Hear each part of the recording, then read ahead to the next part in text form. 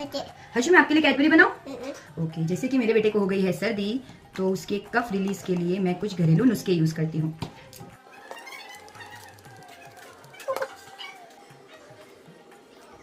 तो अभी हम खाएंगे हर्षु कैडबरी।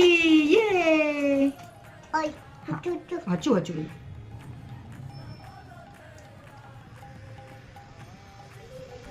क्या है? और तो हमने अभी क्या क्या खाया हर्षु? तो अभी हमने ये शीतोपलादी का पाउडर शीतोपलादी का पाउडर खाए। ये हमने मुलेठी पाउडर खाए और उसको हमने मिक्स किया हनी में।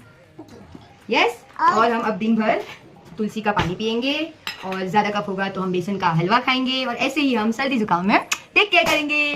ओके बाय, से बाय बाय।